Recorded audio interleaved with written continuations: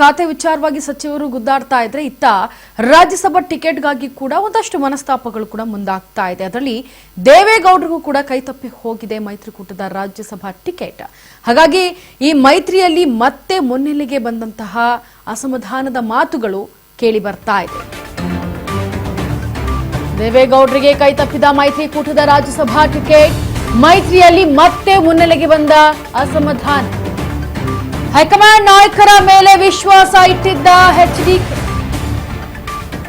High command ನಾಯಕರ ತೀರ್ಮಾನಕ್ಕೆ ಬದ್ಧ ಅಂತ ಹೇಳಿದ್ದಾರೆ ಎಚ್ಡಿಕೆ. ದೇವೇಗೌಡರಿಗೆ ಅವಕಾಶ ತಪ್ಪಿದೆ. ಇತ್ತ ಜಿಬಿಎ ಚುನಾವಣೆಯಲ್ಲಿ ಮೈತ್ರಿ ಬಿಟ್ಟು ಏಕಾಂಗಿಯಾಗಿ ಸ್ಪರ್ಧೆ. ಸ್ಥಳೀಯ ಸಂಸ್ಥೆ ಚುನಾವಣೆಗಳ ಮೇಲೆ ನಿಂತಿದೆ ಮೈತ್ರಿಯ ಭವಿಷ್ಯ.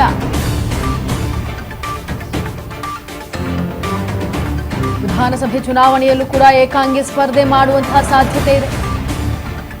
ಸಮನ್ವಯದ ಕೊರತೆ ಒಂದು ಕಡೆ ಆದ್ರೆ ಎಚ್ಡಿಡಿಗೆ ಟಿಕೆಟ್ ಮಿಸ್ ಆಗ್ಬಿಟ್ಟಿದೆ. ಈಗ ದೇವೇಗೌಡರಿಗೆ ಕೈ ತಪ್ಪಿರೋ ಮೈತ್ರಿಕೂಟ ರಾಜ್ಯಸಭಾ ಟಿಕೆಟ್ನಿಂದಾಗಿ ಇತ್ತ ಬಹಳಷ್ಟು ಅಸಮಾಧಾನ ಇದೆ. ಹೈಕಮಾಂಡ್ ನಾಯಕರ ಮೇಲೆ ಸಿಕ್ಕಾಪಟ್ಟೆ ವಿಶ್ವಾಸವನ್ನ ಇಟ್ಟಿದ್ದೆ, ಆದ್ರೆ ಹೈಕಮಾಂಡ್ ನಾಯಕರ ತೀರ್ಮಾನಕ್ಕೆ ನಾನು ಬದ್ಧ ಅಂತ ಹೇಳಿದ್ದಾರೆ ಎಚ್ಡಿಕೆ.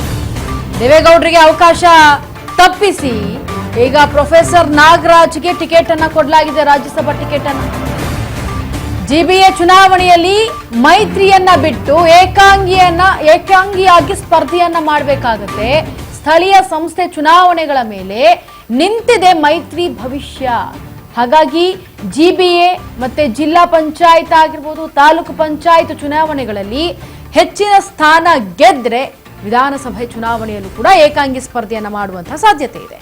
ಸಮನ್ವಯದ ಕೊರತೆ ಒಂದು ಕಡೆ ಆದ್ರೆ ಎಚ್ ಡಿ ದೇವೇಗೌಡರಿಗೂ ಕೂಡ ಟಿಕೆಟ್ ಮಿಸ್ ಆಗ್ಬಿಟ್ಟಿದೆ. ಈಗ ಜೆಡಿಎಸ್ ನಾಯಕರಲ್ಲೇ ಹೆಚ್ಚಾಗ್ತಾ ಇದೆ ಅಸಮಾಧಾನದ ಹೊಗೆ. ಸದ್ಯಕ್ಕೆ ರಾಜ್ಯಸಭಾ ಟಿಕೆಟ್ ಅನ್ನ ಕೊಡಬೇಕಾಗಿದ್ದವರು ಬಹಳಷ್ಟು ಮನಸ್ತಾಪಗಳಿದೆ.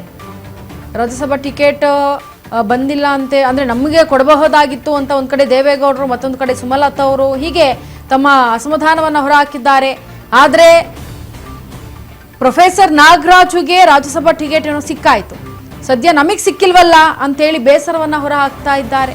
ಕೊಡಬಹುದಾಗಿತ್ತು ಅಂದ್ರೆ, ಆದ್ರೆ ಹೈಕಮಾಂಡ್ ನಾಯಕರು ಏನ್ ತೀರ್ಮಾನ ತೆಗೆದುಕೊಳ್ತಾರೆ ಅದಕ್ಕೆ ನಾವು ಬದ್ಧವಾಗಿರ್ತೇವೆ, ಆದ್ರೆ ನಮಗೆ ಕೊಡಬಹುದಾಗಿತ್ತು ಅಂತ ಬೇಸರವನ್ನ ಅಸಮಾಧಾನವನ್ನ ವ್ಯಕ್ತಪಡಿಸ್ತಾ ಇರೋದು ದೇವೇಗೌಡರು.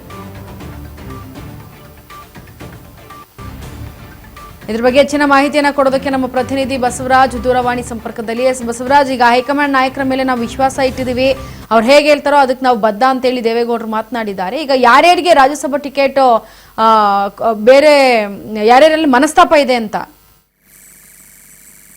ಈ ತರ ಈಗಾಗಲೇ ಒಂದ್ ಕಡೆ ರಾಜ್ಯಸಭಾ ಸ್ಥಾನಕ್ಕೆ ಮಾಜಿ ಪ್ರಧಾನಿ ದೇವೇಗೌಡರನ್ನು ಕೂಡ ಅವರಿಗೆ ಒಂದು ಟಿಕೆಟ್ ಅನ್ನು ಕೊಡ್ತಾರೆ ಅನ್ನುವಂತಹ ನಿಟ್ಟಿನಲ್ಲಿ ಕೂಡ ಸಾಕಷ್ಟು ಚರ್ಚೆಗಳು ಕೂಡ ಇದ್ದು, ಆ ಬಗ್ಗೆ ಬಹಳ ವಿಶ್ವಾಸದಲ್ಲಿ ಜೆಡಿಎಸ್ ಪಕ್ಷದ ನಾಯಕರು ಕೂಡ ಇದ್ರು ಅನ್ನುವಂಥದ್ದು. ಆದ್ರೆ ಇದೀಗ ಬಿಜೆಪಿ ಪಕ್ಷ ಎಲ್ಲ ಒಂದು ಕಡೆ ಮಾಜಿ ಪ್ರಧಾನಿ ದೇವೇಗೌಡರು ಕೂಡ ಟಿಕೆಟ್ ಅನ್ನು ಕೂಡ ಕೊಟ್ಟಿಲ್ಲ.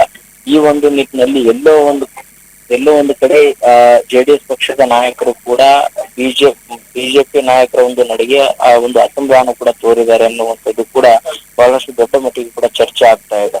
ಪ್ರೊಫೆಸರ್ ನಾಗರಾಜ್ ಅವರಿಗೆ ಟಿಕೆಟ್ ಅನ್ನು ಕೂಡ ಈಗಾಗಲೇ ಘೋಷಣೆ ಕೂಡ ಮಾಡಿರ್ತಕ್ಕಂಥದ್ದು, ಈಗಾಗಲೇ ನಾಮಪತ್ರ ಸಲ್ಲಿಕೆ ಕೂಡ ಮಾಡಿರ್ತಕ್ಕಂಥದ್ದು. ಹಾಗಾಗಿ ಇದು ಎಲ್ಲೋ ಒಂದು ಕಡೆ ಮೈತ್ರಿ ನಾಯಕರಲ್ಲಿ ಮತ್ತಷ್ಟು ಅಸಮಾಧಾನಕ್ಕೆ ಕಾರಣವಾಯ್ತಾ ಅನ್ನುವಂಥದ್ದು. ಯಾಕಂತಂದ್ರೆ ಈ ರಾಜ್ಯಸಭಾ ಚುನಾವಣೆ ಹಿಂದಿನಿಂದಲೂ ಕೂಡ ಒಂದಿಷ್ಟು ಹೈಕಮಾಂಡ್ ನಾಯಕರು ಹೇಳಿದಂತೆ ಅನ್ನುವಂಥದ್ದು ಮಾತ್ರ ಜೆಡಿಎಸ್ ಮತ್ತೆ ಬಿಜೆಪಿ ಎರಡೂ ಪಕ್ಷದ ನಾಯಕರು ಕೂಡ ಹೇಳ್ತಾ ಇದ್ರು. ಆದ್ರೆ ಇದೀಗ ನಿನ್ನೆ ಇದ್ದಕ್ಕಿದ್ದಂತೆ ಪ್ರೊಫೆಸರ್ ನಾಗರಾಜ್ ಅವರಿಗೂ ಕೂಡ ಟಿಕೆಟ್ ಘೋಷಣೆ ಮಾಡಿ ನಾಮಪತ್ರ ಕೂಡ ಸಲ್ಲಿಕೆ ಮಾಡಿರ್ತಕ್ಕಂತ ಹಿನ್ನೆಲೆಯಲ್ಲಿ ಮೈತ್ರಿಯಲ್ಲಿ ಮತ್ತಷ್ಟು ಅಸಮಾಧಾನ ಸ್ಫೋಟವಾಯ್ತಾ ಅನ್ನುವಂಥದ್ದು ಕೂಡ ದೊಡ್ಡ ಮಟ್ಟಿಗೆ ಕೂಡ ಚರ್ಚೆ ಆಗ್ತಾ ಇದೆ. ಇದನ್ನ ವಿಪಕ್ಷಗಳು ಕೂಡ ದೊಡ್ಡ ಮಟ್ಟಿಗೆ ಅಸ್ತ್ರವನ್ನಂತೆ ಕೂಡ ಪ್ರಯೋಗ ಮಾಡ್ತಾ ಇದ್ದಾವೆ. ಕಾಂಗ್ರೆಸ್ ಪಕ್ಷದ ಹಲವು ನಾಯಕರು ಕೂಡ ದೇವೇಗೌಡರಿಗೆ ಅವಮಾನ ಮಾಡಿದ್ದಾರೆ, ಬಿಜೆಪಿ ಪಕ್ಷ ಅನ್ನುವಂತ ನಿಟ್ಟಿನಲ್ಲಿ ಕೂಡ ಸಾಕಷ್ಟು ರಾಜ್ಯ ಕಾಂಗ್ರೆಸ್ ಡೈರೆಕ್ಟರ್ ಸುರ್ಜೇವಾಲಾ ಅವರಾಗಿರ್ಬೋದು, ಹಲವಾರು ನಾಯಕರು ಕೂಡ ಮಾತನಾಡಿದ್ದಾರೆ.